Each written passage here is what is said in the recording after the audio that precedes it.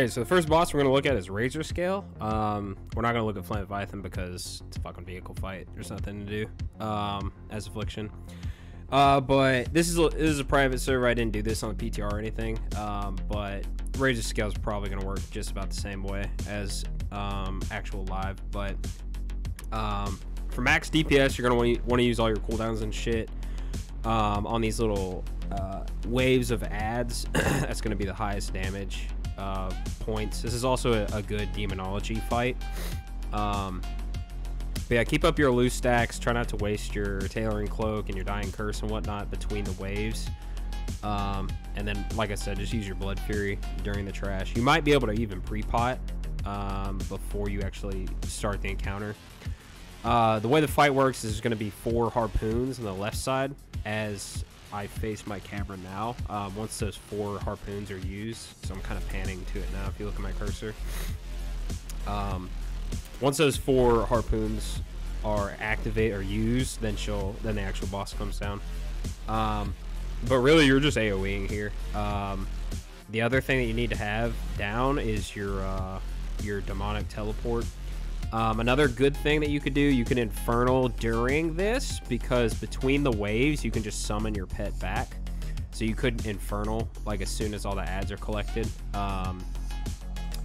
Your raid leader is probably going to tell you to kill this big skull ad. I would just ignore that and yeah, just say oops, sorry, I'm parsing. But anyway, 4 harpoons come down. Now she's targetable. Put up all your dots and stuff. Don't corruption first because you don't have fucking crit on the boss. Blast, blast, blast. Depending on how much health that she actually has, this might be a 1-phase thing. She's supposed to fly at 50, or she's supposed to stay grounded at 50. We get her to 62% here, so again, I don't know how Classic's gonna work. But again, you want to make sure that you have your demonic teleport down after you get knocked up like this.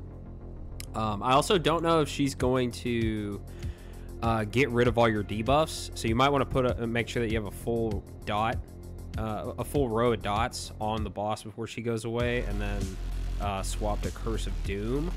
That might be a thing. But if you end up having 2 phases, again, you just fucking AoE this stuff. And then, you know, use your cooldowns during this part of it. Let's skip. Okay, she's down for the 2nd time. She's going to permanently ground pretty soon. Now, this is where you're going to want to know where your tank's actually going to take the boss, just so you don't have to fucking run all around Africa. Again, make sure you have your demonic teleport down. Right at 35%, make sure that you reapply your corruption like normal. This boss has a ton of health, so it's definitely worth it on this fight. I know that a lot of Nax bosses, or some Nax bosses, it's not worth it, but in Ulduar, you're pretty much always going to reapply at 35%. So you hit the drain, and then boom, that's it for Razorscale. Razorscale is pretty easy. There's really not. Okay, so next fight's going to be Ignis. Ignis is not a hard mode, but if it's pre-nerf values, again, I didn't do this on the PTR, but if it's pre-nerf values, it does kind of hurt. So this strategy may not be meta for a little bit. I assume by the end of Ulduar, if not the middle, if not pretty early, at some point this will be meta, where you're not blowing up constructs, you're not rooting them in the fire or anything like that. This is just like how to do the most damage and just kind of like blast through the fucking mechanics and shit. But this fight does hurt, especially if your healers are bad. There's another thing that you need to be watching for, and you need to have tracked. Again, this is one of the Murphin weak aura things that you can pick up. It's called Concentration Aura and then Aura Mastery. It works exactly like Malygos, and your Holy Paladins and your Ret Paladins should be picking up the Aura Mastery. I'll put that show on the screen now. But this is kind of the patchwork of Ulduar, if not Auriaya. But there's not a lot of mechanics, and then it's kind of just a fucking blast boss. But yeah, let's get into it. So first things first, we tank it on the left side, so I usually put my portal over there. Pre-stacking my Alu. Got a little pull timer, so I'm not proccing my Dying Curse or my Cloak. Let's just go through this. So for this fight, you're going to be pre-potting Wild Magic. Again, that's because the boss is going to last a long time. This is a good fight where if you're going to do the weapon swap thing and potentially the elixir swapping to get the max amount of crit on your first corruption, this is a decent boss to do it. I get that question a lot. But yeah, so you open Wild Magic, Shadow Bolt just like normal, put up all your dots. One thing you want to make sure that you do is you put up all your dots before you go around and move and shit and try and port. You want damage rolling like as you're doing your movement at the very least. You don't want to move with no dots going. But yeah, we lost at the start. You should probably save your engineering bomb for whenever there are actually multiple adds. This is the mechanic where you're going to want... Hang on. Okay, he fucked up his ore mastery. So, this mechanic called Flame Jets, you see the boss is casting it now. This will interrupt you for like 8 seconds, okay? So, if your paladins are not using Aura Mastery with Concentration Aura, you have to fucking stop casting. That'll ruin your DPS. But as the little constructs come in, you see these little adds. I always, at the very least, I'll put up a corruption. If you want a pad for parsing, I would go ahead and put Unstable Affliction on it as well. And then while there's only, up until the third construct, you're going to be using corruption. And then you're going to maintain that corruption on the construct with Shadow Bolt. And then always maintain full dots on Ignis. One thing that I opt to do whenever I'm multi-dotting multiple adds, I'll put a Curse of Doom on the boss, just so I don't have to use Agony as much on several adds, and it helps me maintain my dots on the secondary and the tertiary targets. On this fight, you're definitely going to want to use the Infernal at the very last minute, and that's just going to completely depend on how much health Ignis has at the time. Like, you may even be watching this after they nerf Ulduar or something like that. But as you can see, we have 3 constructs and Ignis. So at this point, I would start letting the corruptions drop on the constructs, and I would just start seeding if I'm looking to just purely pad and do best, parsing technique. But keeping 2 or 3 corruptions on the off targets is also going to greatly increase your single target DPS, so you could opt for that too. Around this point, though, I just start seeding. I think I used my Infernal pretty early, so again, that depends on the boss's health. And as you can see, I try my best not to lose my full row of dots on the boss. But I honestly, like, if there's like 5 adds, I honestly think that just spamming seed is going to be your best parse. And then obviously just not getting interrupted. Yeah, as we enter drain phase, all the same shit. Go with your procs, rechannel as you need to, get your power infusion, all that good shit. But yeah, this strategy is going to work really well by the end of Ulduar. And like I said, I'm not entirely sure if this will be meta for the very beginning. I'm not sure how much health he's going to have, but let's just speed through this. But yeah, that's it for Ignis. Okay, so next we're going to do XT hard mode. XT hard mode is one of the hardest bosses pre-nerf in Ulduar. This fight is where I would say that Affliction Lock shines a lot. Specifically because you have so much self-healing and so many, like you have Death Coil every other tantrum. Most tantrum, or not most, but all the tantrums are going to be every minute. So that means that you have a Death Coil heal every other tantrum, on top of Hellstone, on top of getting a haunt off during the tantrum. Usually you don't have, and you also have Drain Life. Usually if your healers are on top of things, you don't have to drain life, but this is one of those fights where especially at the beginning of Ulduar, you're gonna want to min-max like actual survivability. I wouldn't go the Soul Link build, but I would just be very mindful. You might actually ruin your parse if you fucking die, the last couple tantrums or something like that. So just keep that in mind. This pull wasn't perfect, but we did end up killing it, and it's kind of usually how I do this. The way that I set it up, I put my demonic portal on the left side.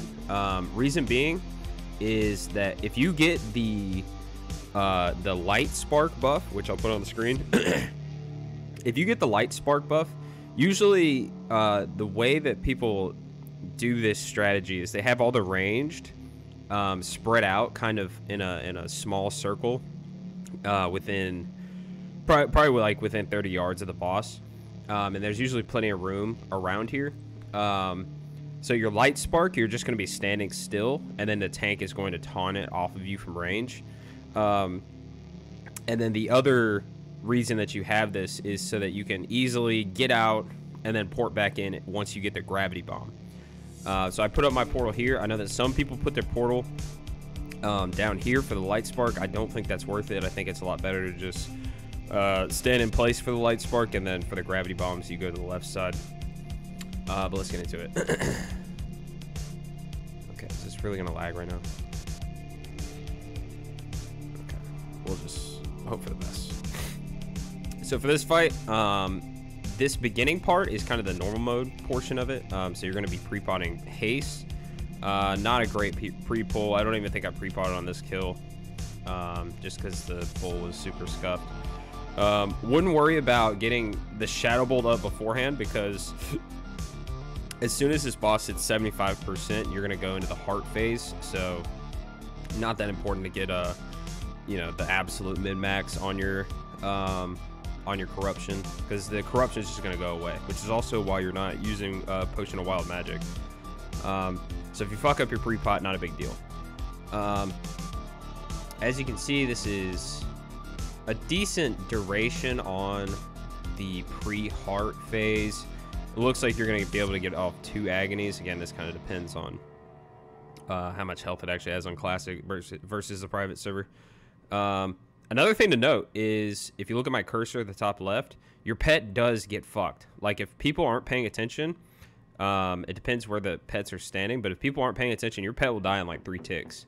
So I would be mindful that even 1 health funnel tick might save you, you got to think, it might save you like 10 seconds of recasting a fucking pet, because this is a super long fight. But usually on private servers, what we do is we save lust for after we kill the heart, and this just expedites the kill.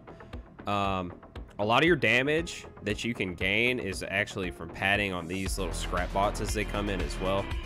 So I'm just kind of padding here, but on classic, if you're having trouble with the heart, don't do this. Don't hit any of the scrap bots, because what they're going to do is they're going to reach the boss after the heart dies, and they're going to heal the boss, but the boss is going to come back with 100% health. So killing these is not that important.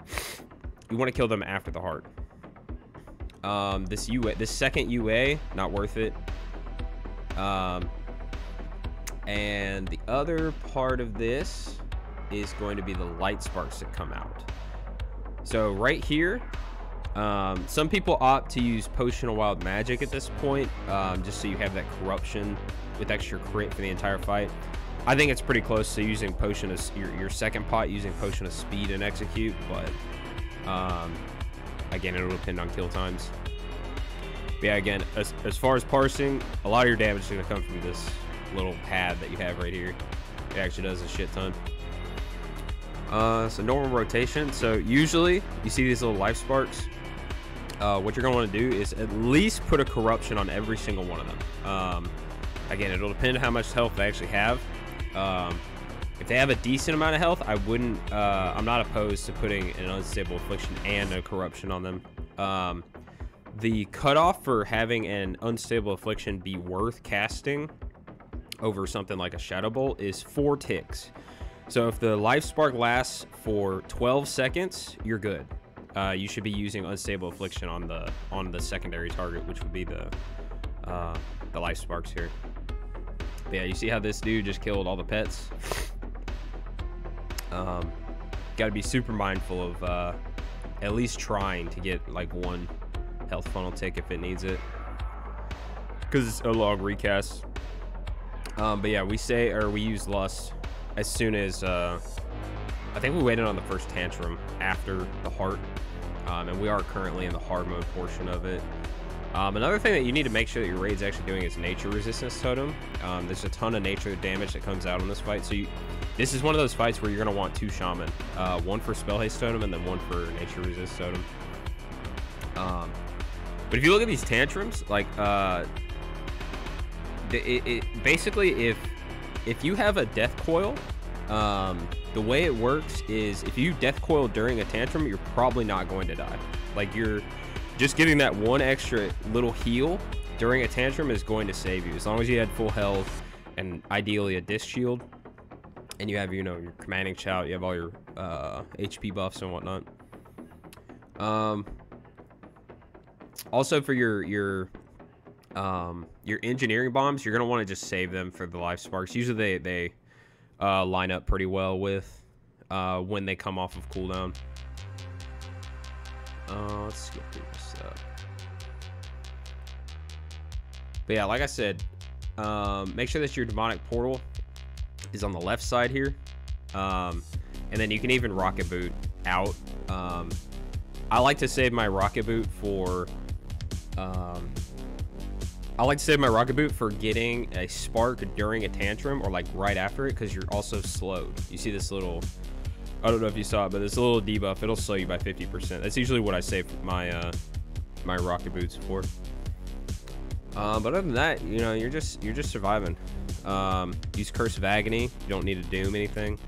And then max amount of damage is going to come from, like I said, those little scrap bots. It's going to give you a couple seeds.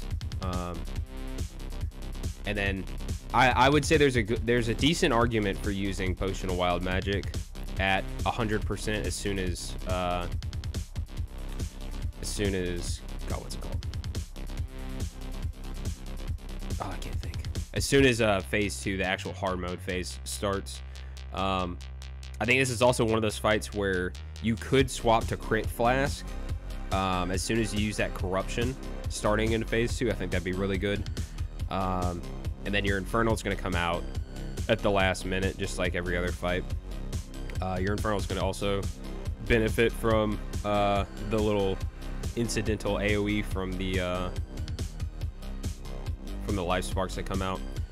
I mean, again, this fight is difficult, so like your raid might be at the point where, you know, you're actually having to do, like, you might actually be spamming damage onto the life sparks just so your raid isn't fucking wiping. Also, this drain phase is super scuffed. But yeah, that's XT hard mode. Again, don't be afraid of Healthstone. Don't be afraid to fucking use your death coil every other tantrum.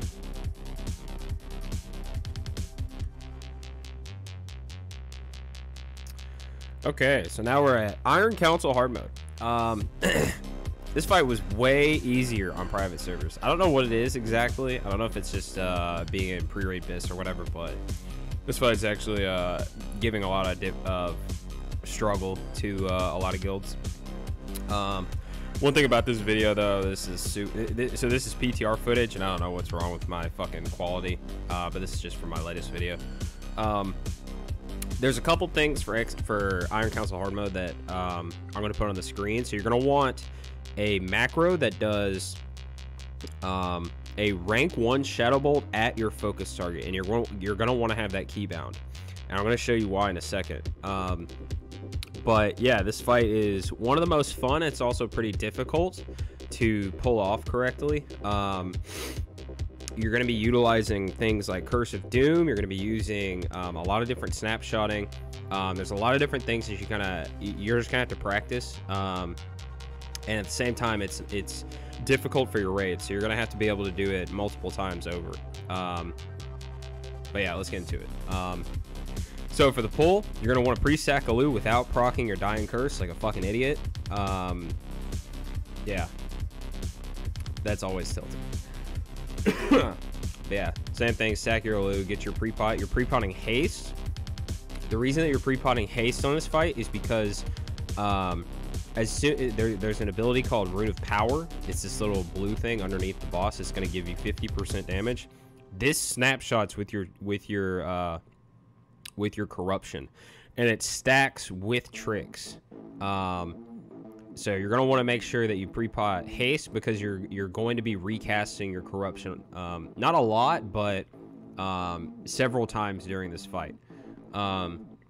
There's also a thing on PTR where, or not on PTR, but there's also a thing on Classic where the 2 Rune of Powers will stack. So, and the Rune of Power is dropped under the boss. So your raid also, so in order to do really well on parsing, your tanks need to be intelligent enough to see, okay, this Rune of Power is coming out.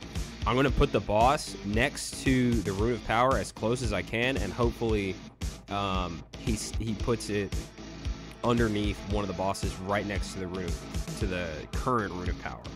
And you're going to see it during this fight. So again, pre-pot haste, life tap, all that good stuff. I open with Shadow Bolt. I usually don't. As you're running in, usually I just put 3 corruptions up. This is just, you know, it's really min-maxy, but it's kind of the best. It's the best damage you're going to get as far as like while you're moving to the boss. So I usually don't precast a Shadow Bolt. I usually just walk in and fucking corruption everything. But you're gonna want to position yourself right under Brundir at the beginning. This is where the first rune is going to spawn. All the bosses ideally are right next to each other, so you know, Rune of Power is definitely going to come into this spot. But you're kind of just blasting. Rune of Power spawns. That means that you need to stand in it. You need to get the buff. And then you need to reapply corruption on all 3 of these bosses. At the very least, keep it on Mulgim. What I do, another thing that I do is I have a keybind for focus target, and you'll have to look for it in the keybind listing. I know it's annoying, or I know it's difficult, but I highly recommend you have a focus target keybind, and you know what it is, because manually going through and right clicking and finding set focus, and then all your dots fall off. It needs to be fluid. It needs to be quick. You probably didn't even notice, like I didn't click anything at all. It was literally just I targeted the second target and I fucking focused it without even, you know, without losing a fucking step. But yeah, reapply corruption on everything. This is going to give you a lot of eradication. It's going to give you a lot of shadow trances. And what you're looking to do is, you see this corruption on this. So Mulgim for hard mode is going to be the secondary target, and then Big Boy is going to be the tertiary target. What you're looking to do is you're looking to keep this corruption up by using a focus Shadow Bolt rank 1. And the reason you're doing rank 1 Shadow Bolt and not something like Drain Life is because you're also keeping up these Shadow Embrace stacks on the secondary target. This is going to be really good once you actually swap to Mulgim, and it's also really good because it's just going to make this empowered corruption, potentially double empowered corruption, do even more damage. And then I also opt for a Curse of Doom on the secondary target. Ideally, so this first Doom is padding because this first boss probably isn't going to die in the 40 seconds. But what you're doing is, as soon as Skull dies, this Curse of Doom is not going to go away. So it might have like 10 seconds left or something like that, and Skull dies, and then boom, your Curse of Doom goes off. So ideally you keep Curse of Doom on the secondary target. This first target's casting something called Overload. I wouldn't do what I just did here. There's just no need. And the stun is only like 2 seconds, and I get stunned anyway like an idiot, so I wouldn't even bother with the demonic teleport, rocket boot away bullshit. I would just sit here and tank it. But what I'm doing right now, I'm maintaining my full dots. I'm maintaining this this empowered corruption on the secondary target, and then Every once in a while, I'll just throw a corruption on Big Boy. Because this is mainly pad, but, you know, fuck it, why not, right?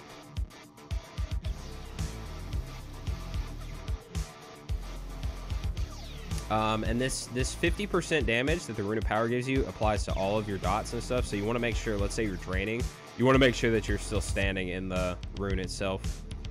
Another thing that I do wrong here is, and I'll have to go back. I'll have to go back a second. So you see my Haunt and my Embrace are about to fall off, but this skull target is at 10% health. In this scenario, I shouldn't even Haunt. Like, this boss is just gonna die, and then I'm not gonna have Haunt for the for X as soon as we start killing it. And I'm pretty sure I haunted this mob at fucking 3%. So this is a wasted Haunt. So you see this Doom actually ended up not being pad because now we're on X. And I really wish I had my Haunt, but you know, fuck it. At this point, as soon as Skull dies, you need to be getting your focus target keybind on Steelbreaker, and you need to be doing the exact same thing that you were doing previously, where you have a corruption up, and then you're maintaining it with a rank 1 Shadow Bolt, and then you put Doom on Steelbreaker. So yeah, I have full row dots. I have an empowered corruption on Steelbreaker. Unfortunately, we fucked up the Rune of Power thing, so they're not stacked currently. This little Rune of Death. This is another fight where you're gonna want nature resistance as well as spell haste totem. So I recommend 2 shaman. You can run. One of your hunters can run nature resistance, but it kind of gimps their damage.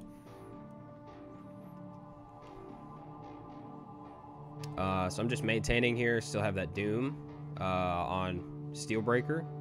I think this might end up being pad just because of how we kill this boss, basically. And then you also see that you have Death's Embrace. Usually, I would say it's not worth it to recast. It's probably better to just keep blasting Shadow Bolts and then get off a good drain. The bosses don't have enough health. Okay, so you see here, now the 2 Rune of Powers are stacked. This is amazing. This means that if I stand between these, I can now... okay, well, I don't think I did it there. Okay, so we griefed here. No big deal. Let me zoom. So what we're doing at this point, we're literally just waiting out this Rune of Power.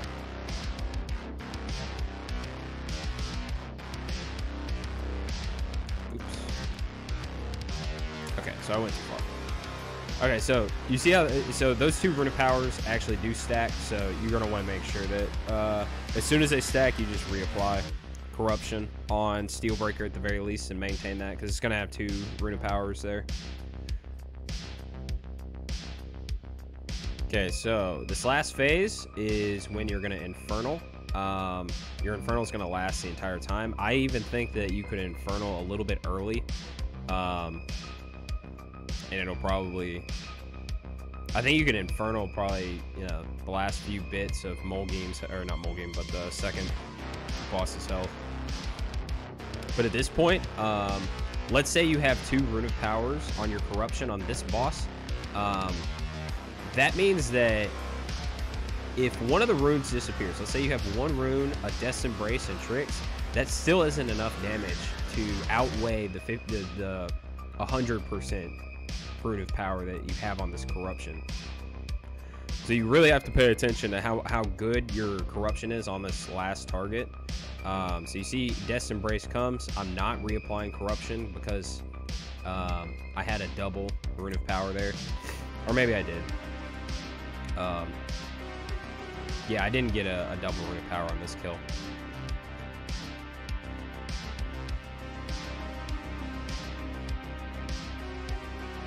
Yeah. So after that, it's literally just, you know, drain phase, all that good shit.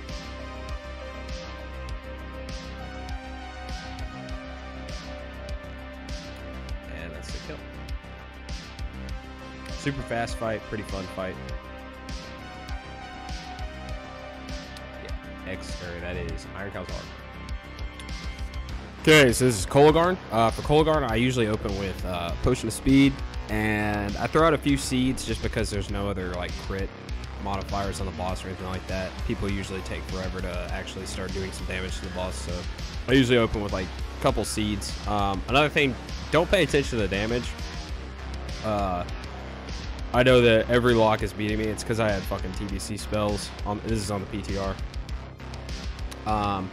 But this fight, you're literally just I keep Curse of Doom on Kologarn, and then I keep an unstable affliction. So I keep Curse of Doom, full row of dots on Kologarn himself, and then I keep a UA and corruption on everything, and then I'm just shadow bolting every single target. So I'm going through shadow bolt body, shadow bolt arm, shadow bolt arm. Ideally, you want to be on the left side so that you can pad some of these ads. The highest damage is going to be seeding these little ads that come out, and then just maintaining the 3 times Shadow Embrace, the Corruption, the Unstable Affliction on the secondary and tertiary targets. But this fight's pretty easy. I think that this little laser beam that comes out, it doesn't do much damage. So I think if your healers are paying attention, they can just heal through it, and you just don't have to move. But yeah, that's pretty much it. I do try and prioritize using Drain on any of the arms that get sub 25%, but this fight's really easy, so I mean, you know, just fucking blast it. Okay, so now we're on Algalon. Algalon is one of the most difficult Ulduar fights. It's also one of my favorite. I think it might be right behind I don't know. Firefighter and Yogg 0 are pretty good too, but this fight's pretty difficult. There's a lot of things that you can do, not necessarily to min-max, but just to play the fight a little better.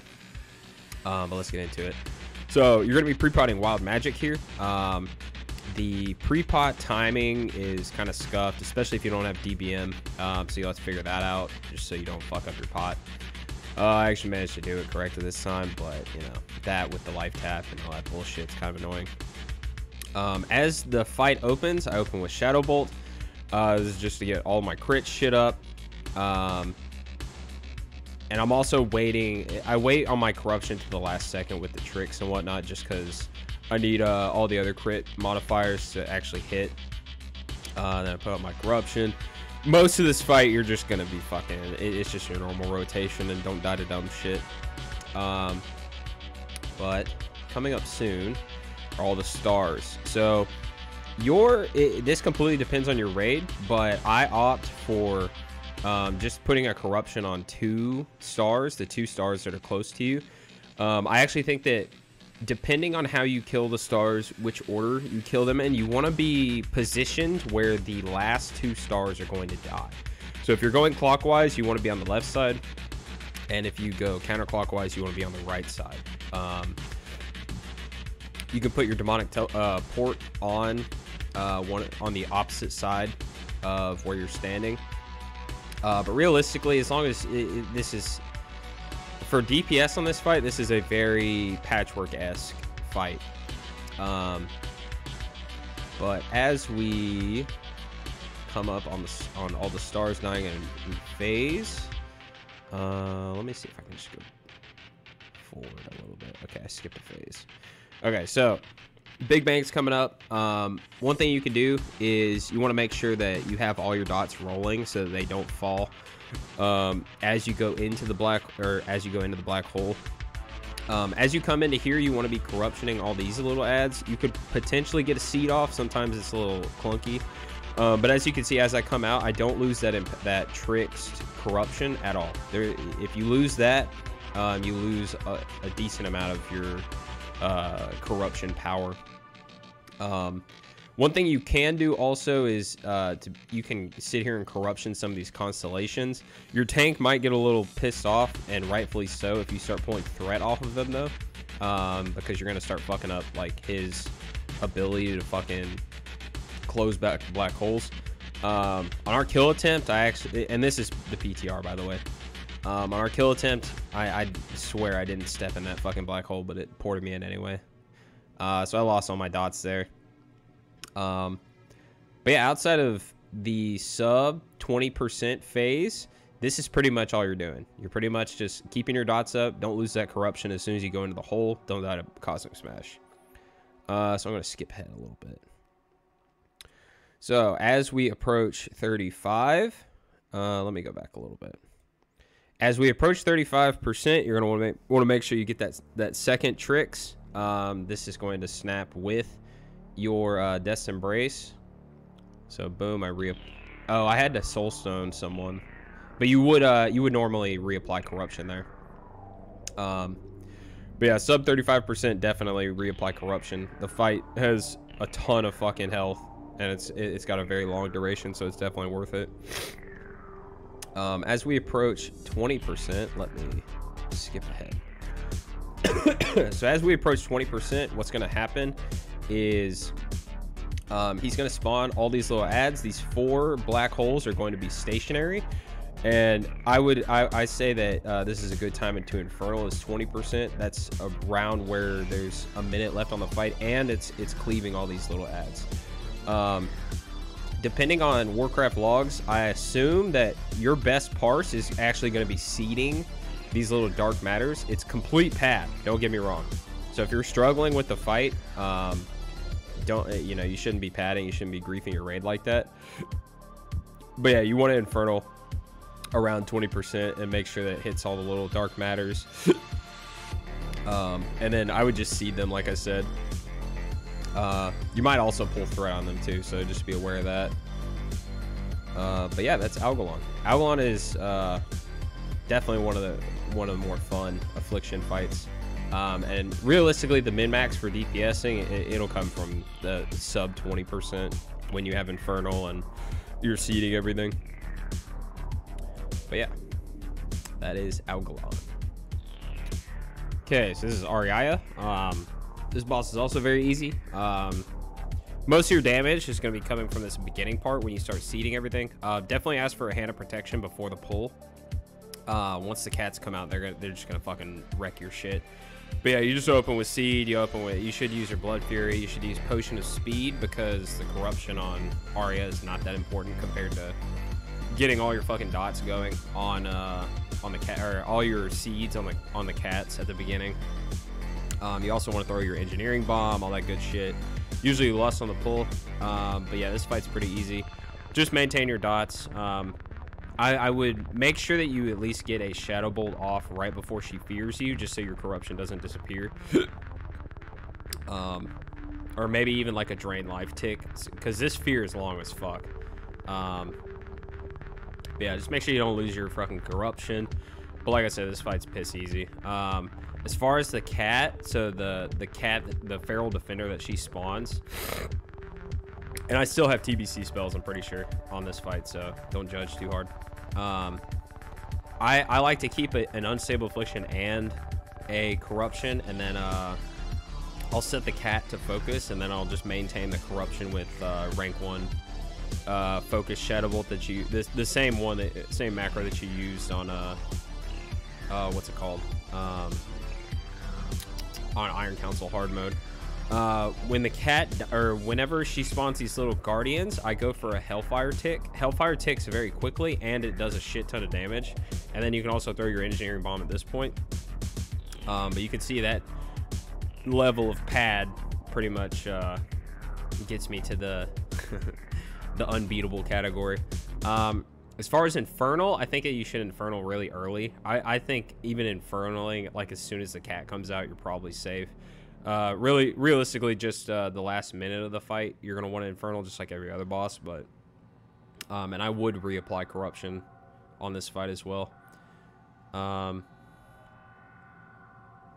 yeah, what I should have done here is cancel this Drain just to get a couple Hellfire ticks. But I did not do that. But yeah, that's Auriaya. Okay, so this is Thorim Hardmode. Again, depending on whether or not they count all this little pad damage at the beginning, is up to Warcraft logs. If it does count this pad is going to be a ton of damage. as far as your overall damage. So you definitely, I would just Blood Fury. You're gonna pre-pot haste, and then let me go back a little bit.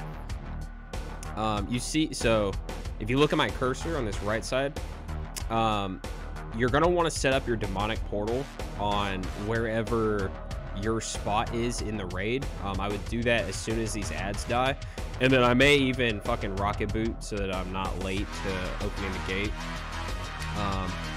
But realistically, if this pad damage doesn't count, then you have ample time to go set up your demonic portal without gimping your logs. So I would just make sure that you get that out.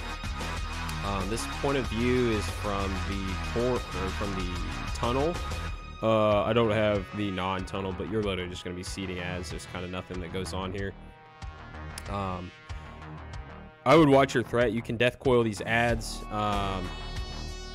You realistically, like, these actually don't have any fucking health, so it's kind of whatever. But have your soul shatter ready, have your death coil ready, have you can even cast a fear before the ads come and fucking one-shot you, but they'll fuck your day up, so don't fuck around there. This mob, just normal rotation, no big deal. It dies really quickly, and then you're just going to be seeding these next few sets of ads. Same for this big boy. Just do normal rotation. Don't unstable affliction too many times. Yada yada.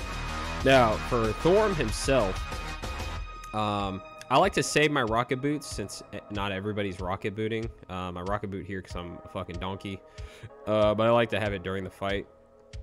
The dots that you put up here are going to stick after he jumps down. So just get your ISB, so your improved shadow bolt up, get your corruption rolling, get all your dots rolling.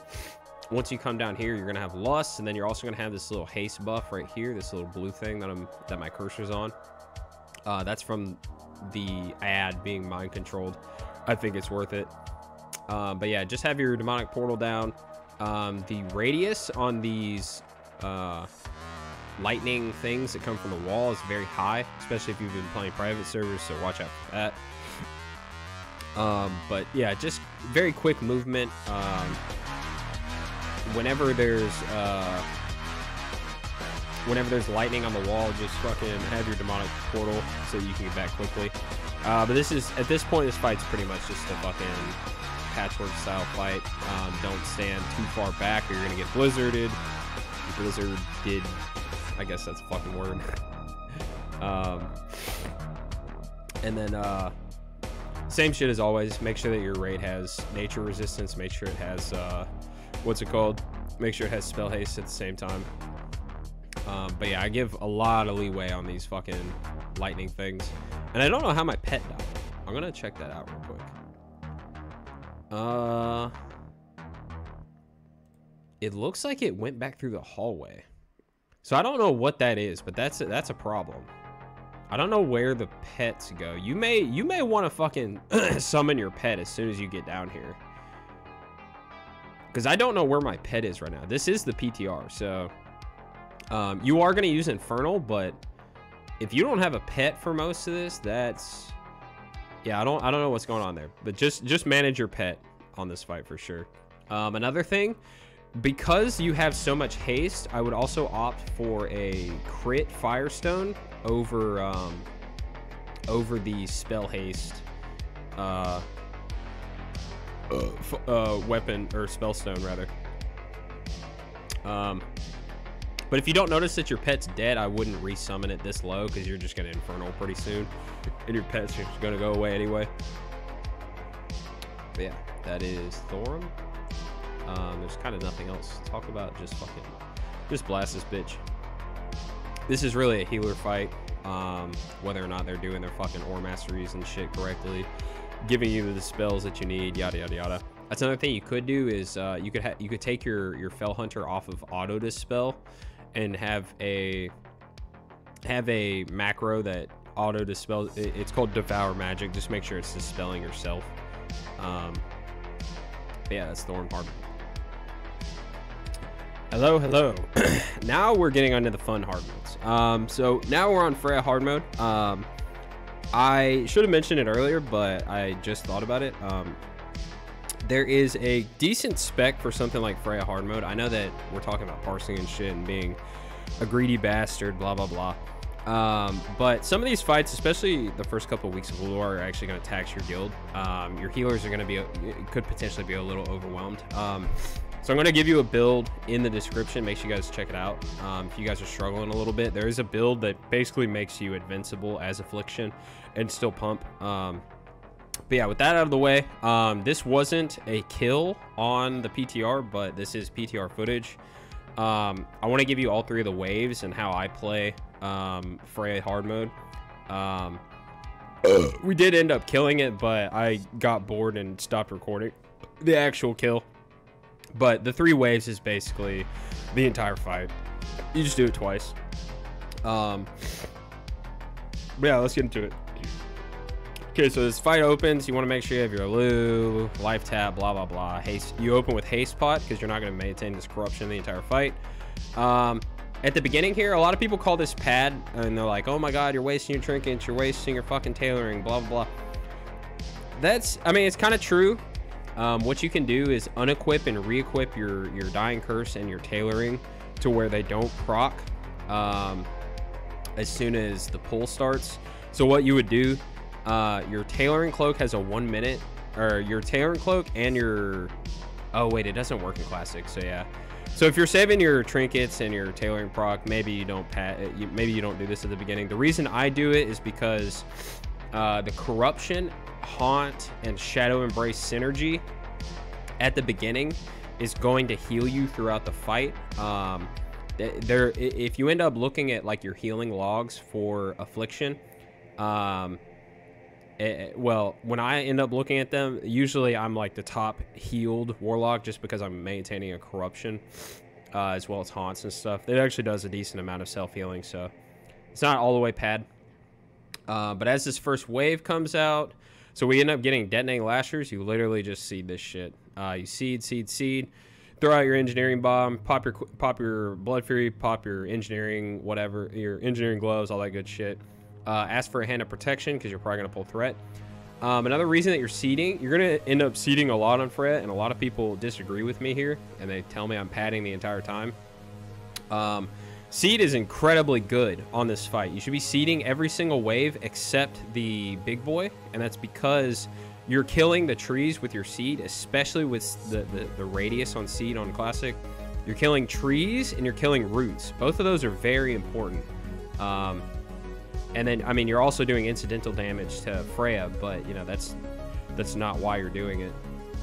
But yeah, another thing that your raid can do, they can do fire or mastery there. Another thing, you're going to have timers for all the roots. You're going to have timers for all the trimmers and stuff. It's really important that you don't cast whenever the ground trimmer comes out. It will interrupt you, and it'll fuck your day up.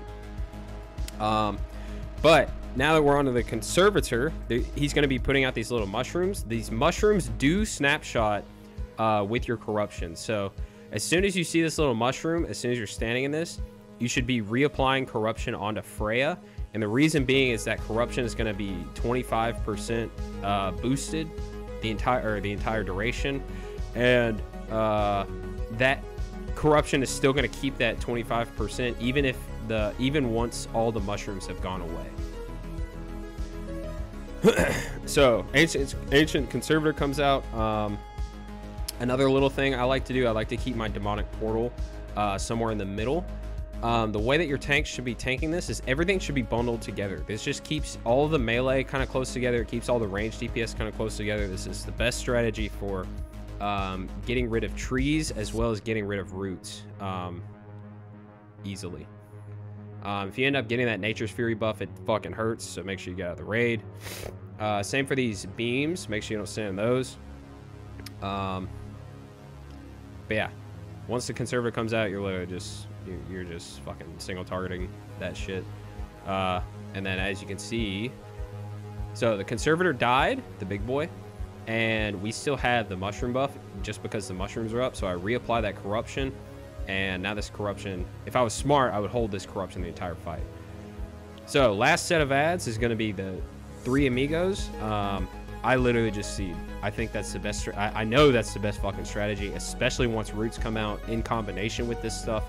One thing you can do, I think that you can interrupt the Storm Lasher, so it's not the Water Spirit. I think you can interrupt Storm Lasher, so you might opt to keep that as your focus and then having a focus spell lock macro. Worst case, I guess you can target it.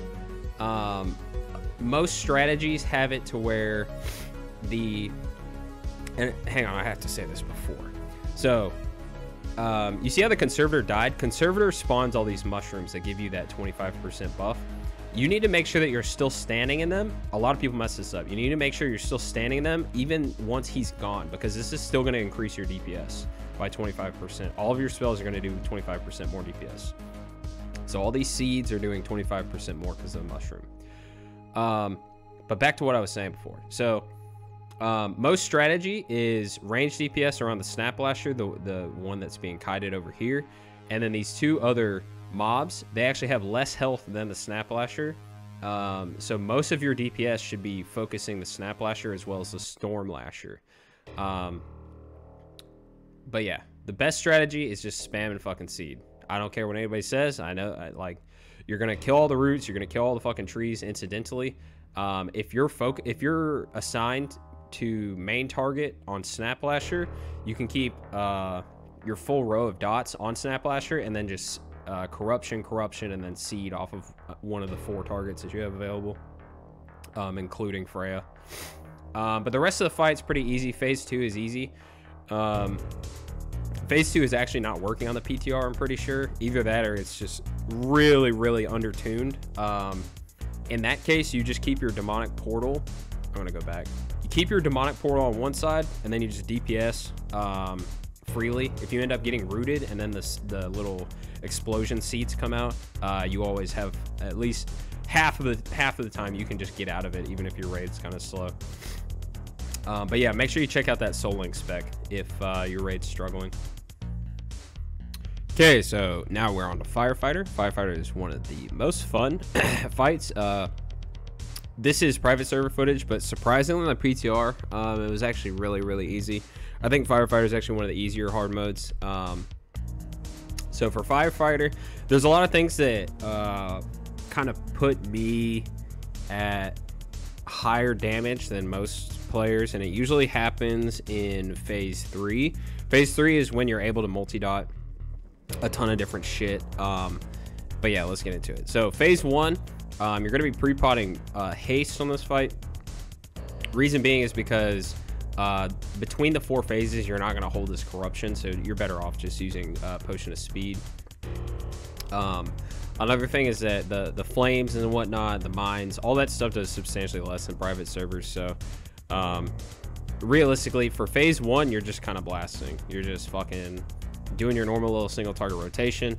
Try not to be too close for this, or try not to try to get your drain casted before this flame suppressant comes out, because you'll just hold the haste component of it instead of getting the debuff like a monkey, and channeling like a fucking 30-second drain. But yeah, that's Phase 1. As we go into Phase 2, I come over here. So the transition is very long, so I go ahead and set my demonic portal there. The transition is very long, so you have ample time to put flames to the door and then go channel your summon and then come back and group up for flames again. But yeah, this isn't a fucking mechanic video. Keep your Lu up. Phase 2 starts. You open with Shadow Bolt because ISB isn't on the target yet. Get your tricks, get all your dots up, get your corruption up with all the crit buffs. One thing here is that you're going to want to make sure that your pet, that you have a /pet follow macro, because, and I'll show you in a second, this ability called Laser Barrage comes out, and it'll probably one-shot your pet. I know it does on private servers, so it probably does it on Classic too. But yeah, just make sure. So all you have to do, so as you see, he's winding it up, and if you look at my cursor, I called my pet back, and now as I send my pet back in, he'll go back to an intelligence spot. But yeah, you want to make sure that your pet doesn't die there. It's kind of annoying. You do have time to rechannel it between Phase 2 and Phase 3, but still, there's no reason to lose it. yeah, this is just mechanics stuff. You can definitely, you shouldn't need to. Like I said, this fight's not that hard. You shouldn't need to, but you can drain life to help out for phase 2. If I remember right, phase 2 is actually kind of difficult for healing, even on classic. So yeah, don't be afraid to use your health stone, your death coil, your drain life, all that good shit. So phase 3 is coming out. This is a lot, like I said, this is where I start passing up other warlocks most of the time. As it comes out, I set my focus to the head. I put up my full dots. Ideally, your demonology warlock is the one tanking this and not you, because you're going to get a bunch of pushback. You're going to get fucking wrecked if you don't get healed in time. But this, like I said, this is where I start passing other warlocks, and it's because I start multi-dotting absolutely everything. The emergency fire bots, you can put an unstable affliction and a corruption. Same for the assault bots, and then you just maintain your full row of dots on the head. I would even, you could potentially, depending on how much health and how much time you're going to spend in phase 3, you could put a Curse of Doom on the head so that you can prioritize maintaining dots on everything else. Whenever the head comes down, this is a common question, whenever the head comes down, he's going to get a 50, any damage on him is going to do 50% more. So a big question is, well, do I have to reapply my dots and blah blah blah? No, this is a dynamic buff. That means that let's say you have a full row of dots, all those dots are just going to start ticking for 50% more. You don't have to reapply dots here. But yeah, and then as soon as he goes up, the 50% damage is also going to dynamically go away. So just make sure that you have full dots whenever the head comes down, and then you're just blasting shadow bolts on it or drain soul, depending on how much health it has while it's down. But yeah, right here, if there's enough mobs grouped up like this, you can just seed. That'll completely depend on how your tanking situation is, but always maintain full dots, and then at least corruption everything, and then potentially seed during this phase. These little fire bots do help out your raids, so you know you're gonna have to find that little fine balance of killing them versus you know, having them extinguish all the fires around the raid or around the instance. But yeah, unstable affliction, corruption, all the off targets, seed if you can, prioritize head damage. So phase 4 comes out. This is, if I were to play this on classic, I think that right when I would give it like right towards the, because you're probably gonna lust during this phase, I would give it like probably 30 seconds of lust, and then I would infernal. You know, you're gonna have a kill time tracker, and that'll probably help as well. But you know, depending on how accurate that is, you're definitely looking to infernal during this phase is what I'm getting at. The last minute of this phase, because it probably hits everything. I also opt for a doom on the head for last phase, and then I'm maintaining that corruption on the head with rank 1 shadow bolt focus macro that I've been using on everything else. It's actually a lot easier to target different mobs on classic, so you literally play this exactly like you played it on Kologarn for the arms. You just unstable affliction, corruption, and then you do that on every target, and then you're maintaining the corruption with shadow bolts. And the way that you would maintain, once all the pieces are sub 25%, you would maintain, you would start letting your embrace fall off of everything, but you would maintain the corruption on all 3 of the targets with a drain soul tick. Yeah, that's pretty much it. Like I said, so your embrace are going to fall off, but your drain souls, even 1 tick of drain as well as keeping up the corruption is going to do substantially more damage than keeping up the 3 embrace with a shadow bolt. And then I would, you're going to want at least 1 haunt on, I would just haunt the same target sub 25%, just so you keep the embrace and you have haunt for your drain. But yeah, this last phase is pretty difficult just because there's a lot of shit going on, but as you can see, I died to a mine. Mines don't do shit on Classic, so you don't have to worry about that. It's really just the head aggro that you have to worry about. But yeah, don't be afraid to use a second health stone during this phase either. Don't die like a monkey like me. And make sure you use your Infernal last phase. And let's see the kill. Oh, got it. Easy. Okay, so what's good? We're moving on to Hodir Hardmode. This is the last of the keepers, I think. I'm pretty sure I did all of them. But this is private server footage, but it's literally the exact same on PTR. I just didn't record it. We killed it. Yada, yada, yada. The way that you open on this fight, you want to make sure that your Lu and your life tap are going. And then you're going to be pre-potting haste, because you're going to be reapplying your corruption later on in the fight. You're going to reapply with the storm cloud buff, and I'm going to put that on the screen. But yeah, let's see the kill. So open with seed on all these little freezes. It's really important that all these get killed, because these are the things that spawn the buffs for your raid. And you need the campfire, you need the haste buff as well. So you basically just get up full dots, yada yada yada. As the buffs come out, there's 2 different buffs that come out that are tracked by the weak aura. So this little orange thing is the campfire buff. You do not need to snapshot this. This is going to update with all of your dots dynamically, so you don't need to worry about this. The only buff that you're snapshotting with your corruption is the storm cloud buff, and I get it in a second. So let me show you that. Okay, so this is the only buff that you're going to be snapshotting with your corruption. I can't remember if it's crit percentage or if it's damage percentage, but regardless, you need to recast your corruption as soon as you get this, and it'll remain for the rest of the fight. Now, the way that this interacts with, it's just like every other fight. If you end up having this buff as well as Death's Embrace, I would reapply your corruption again, because it's going to combine both of them. But other than that, all you have to do on this fight is stand in the fucking moonbeam for your haste proc. People like to really overcomplicate this fight. It's really not that hard. What I like to do, I like to find a haste buff that is close enough to the to a campfire, so I don't have to continually move. So like right now, you see that campfire, and then you also see the moonbeam.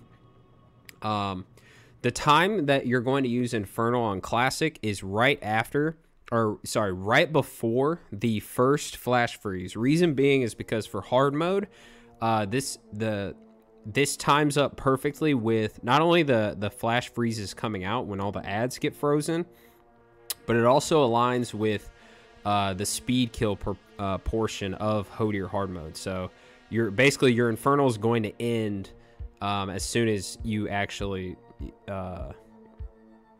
would lose potentially hard mode.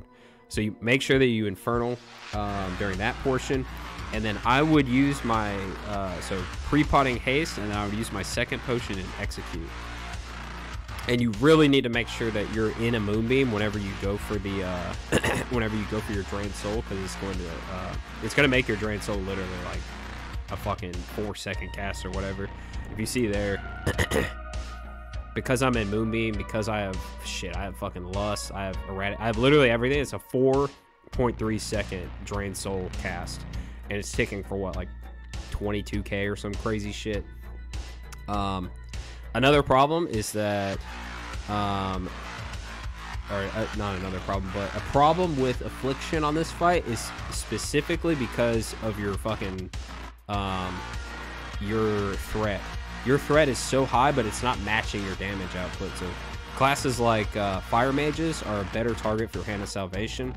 This is also a good fight to try out the Hybrid or Destro build, because you do have more threat reduction in those builds. You can go a little bit less or a little more threat reduction as Affliction, but it's not nearly enough.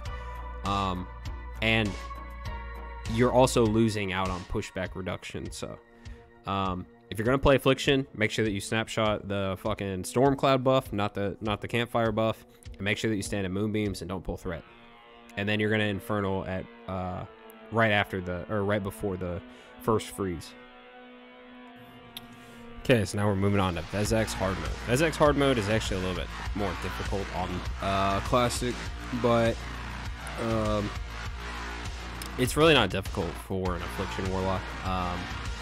The only reason that it's difficult is because the kicks come out substantially faster, and the Shadow Crashes, it feels like the Shadow Crashes is coming out faster too, and it might be, like even the projectile might even be faster, but I'm going to use private server footage for this. You pretty much, you're going to play the fight exactly like you do on private servers, but it's just going to be a much longer fight. Let me skip to where the actual fight starts. Okay, we fucking wiped. Okay, this looks like the kill. Let me go back. So you're only going to be DPSing whenever the actual shit's on the floor. That's going to make all your spells do, or it's going to make them cost like 99% less damage or 99% less mana. One thing you can do, and one thing that you should be doing, is prioritizing your affliction spells. Your affliction spells are going to be less mana cost than something like Shadow Bolt. And I mean, like, mana to damage ratio is going to be, or we'll say damage to mana ratio is going to be lower on all your affliction spells. So basically you're keeping up your dots and using less Shadow Bolts. Ideally you end the fight with exactly 0 mana. That's pretty difficult, but it's what you should be doing. Let me go back. Okay, so we'll just pretend that I was looking at this the entire time. But on Vezax, you're probably going to be using 2 groups. The Shadow Crashes just come out fast as fuck. You just go back and forth. This is another good fight where you might want to go hybrid. Reason being is because of threat issues with Affliction. I do, and this might not jive with everybody else's opinion on it, but I think that Affliction is one of the best for the Animus phase, which is phase 2. That is the only part of the fight that actually matters. Like, you could literally just do no damage for this entire phase on Vezax hard mode and still kill the boss. All of your mana, all of your healing and shit should be used. All your cooldowns, your Ore Masteries, your Shadow Ore Mastery, that is, your Divine Hymns, Mana Hymns, all that shit should be used when the Animus comes out. And let's go ahead and skip to that part. So Animus comes out, give your tank a little time for threat, otherwise you're going to pull like a donkey. The reason that Affliction is so good here is just because of Drain, and then you have dots ticking the entire time that you're fucking moving around. Every other class has to be casting in this, and the Shadow Crashes come out fast as fuck. This is also when you want to use your Soul Shatter. Is during phase 2. This is going to give you the most damage on Animus. Again, that's the only thing that matters. And for some reason, Drain Soul, if you pull threat, by the way, the best thing to do is Rocket Boot towards the melee. But your Drain Soul is going to be ticking for like 40k for some reason. It's fucking wild. So really, you should be prioritizing your Soul Shatter around the Animus, and that's also why Affliction is actually good on here. Even though you're not going to beat a Destro or a Hybrid potentially on overall damage, or on like the actual damage that the group has done, so like including phase 1, but you're doing the important damage, which is on Animus, and you're able to execute really well, and you get really good healing too out of your corruption ticks. But yeah, that's Vezax hard mode, pretty easy. Okay, last hard mode in Ulduar. This footage is private server Yogg +1 hard mode, which is way easier than Yogg 0. But Yogg 0, for an Affliction lock, the only thing that changes is that you're going to be seeding a lot more in the last phase, just because the Guardians are still going to be up, and it's really important that they only have one health left. But let's just go over everything else with Yogg. The mechanics are all going to be the exact same. Sorry, I had an alarm. So for phase 1, just get your PI, use your corruption, and Shadow Bolt. Most of the time, it's not worth it to use unstable affliction. It's just not going to get enough ticks. So you just blast Shadow Bolts on these little ads. Obviously, you don't want to stand in the cloud. If you get this thing called Sarah's Fervor, you can use Shadow Ward. That'll reduce the shadow damage that you take a little better. But let's get into phase 2. Phase 2 is actually where a lot of your damage is going to come through, or start coming through as affliction. Ideally, your raid doesn't spawn 50 fucking ads. Let's see. Okay, so your priority. So first off, you should have your demonic portal down. Reason being, if you get picked up by that constrictor tentacle, you can just port out of it most of the time. But what you're looking to do as you transition into phase 2 is you're looking to stand between 2 tentacles so that you can multi-dot them effectively. Right now there's only 1 tentacle up. The constrictor tentacles don't have a lot of health, so usually I just say fuck it, and if I have a shadow trance, I'll hit that with it, but other than that, I just ignore it for the most part. But yeah, like I said, so this big tentacle is what you should be prioritizing. All your dots are actually going to get full duration ticks on it. One thing to note is that this diminished power, you see this diminished power debuff? This comes from the tentacle actually casting this ability. So you need a paladin to go into melee range and interrupt that. And if you cast corruption while you have this debuff, your corruption is going to snapshot a minus 50% damage buff. So it's really important that if you have this damage buff, that your raid starts like waking up and not griefing your fucking damage. Here we go. Okay, perfect. So this is where you can start shining as an affliction lock, as a smart, good player. These little tentacles are where all your damage is going to come in, because you can multi-dot. You definitely just keep full duration full row of dots on the main target, which is the big tentacle over here, and then you need to be keeping an unstable affliction and a corruption on the little whatever tentacle is within your range, really. And then you can just what I do is, like if you look at my screen, I have the corruptor tentacle set to focus. My rank 1 focus shadow bolts all go to the corruptor tentacle, and then I prioritize either draining or shadow bolting and keeping up full dots on these big what are they called again? What's the name of it? I forget. Corruptor? No. Crusher tentacle. There you go. Sorry. But yeah, this is where affliction starts shining. Like I said, this is amazing for multi-dot. Make sure that you have your pet on the small tentacles, not on these crusher tentacles. The crushers are going to destroy your pet. But like I said, you should always be multi-dotting when possible. And your entire raid should be between these two, or should be always between 2 tentacles as well. That's pretty much it for phase 2. You can also interrupt the corruptor tentacles with your spell lock, so you should definitely be doing that. Let's get into phase 3 though. Okay, it should be soon. If you're doing Yogg 0, I think that the timing that's required, I think that you have to do it in 2 phases only. So yeah, let's skip to phase 3.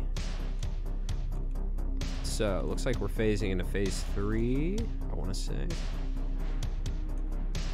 But yeah, for phase 2, just make sure that you're multi-dotting the whole time if it's possible. Use your rocket boots, all that good shit. If your priest is outside, just make sure that he's spamming power infusion on you as well. It'll just help. Okay, so this is where it would change. If it was Yogg 0, you would just have a bunch of ads. The second that there's like 4 ads, that's when I would just start seed spamming, and I would use my Infernal during this phase for sure. But since this is Yogg 1, all you got to do, you got to maintain that corruption, you got to maintain full dots on Yogg, and then doing the infamous drain soul. You see how so in this fight, if you're facing Yogg, you start taking damage and you lose sanity. What you need to do is you channel so you see it's called Lunatic Gaze. As the Lunatic Gaze is about to come out, you need to be facing Yogg, you press drain soul and then you turn around. That way you still have drain channeled and you're not taking insanity ticks. I wouldn't drain soul like that pre 25%. I would just do a drain life as you need to turn around. Or you can just be putting corruptions on the little ads. But the key to doing Yogg 0 is to make sure that you keep the guardians at low health while simultaneously doing good Yogg DPS. But this fight is a lot easier than private servers, so you shouldn't be too concerned about. You should basically just be always trying to do top DPS here. But as you can see here, I'm constantly rechanneling. If you're quick with your camera movement, you can actually turn around and rechannel your drain soul during the ticks. Another thing that just occurred is so this thing called Deafening Roar. If you're casting during this, you'll get interrupted for like 10 seconds. Really fucking bad. What needs to happen is one of your paladins, either a Ret Paladin or a Holy Paladin, needs to be doing Aura Mastery on Concentration Aura, and then you guys won't get interrupted. And there's no reason that the Paladins can't do that, because they're literally doing nothing. There's like no damage going out, even on Yogg 0. They're just spamming the tank, really. But yeah, for Yogg 0, I mean, this is literally all you do. You just fucking rechannel. Make sure you don't lose your dots on the target. Make sure you redo your channel right before the lunatic gazes. And make sure that your camera is actually turned away, because you're not going to be able to... The fucking mechanic with Yogg 0 is that you can't use the sanity portals, so you got to make sure that you actually turn your character around. And this fight does take a lot of practice. It's kind of difficult to get used to how the last phase works. But yeah, like I said, make sure you use your Infernal. You're just fucking rechanneling, using all your cooldowns as they come up, seeding as you need to. And yeah, that's Yogg 1, Yogg 0, all that good shit. So yeah, I'll end it with the actual kill. If you guys, like I said, if you guys need any weak ores, keybinds, add-ons, all that good shit, it'll be in my Discord. Make sure you check out my Twitch, because your boy's gonna go for realm not just realm first, but hopefully doing well on the world stage. I think we're trying for like top 10 world or so. But yeah, thanks for watching. If you have any questions or anything like that, feel free to ask in the comments, and I will catch you motherfuckers later.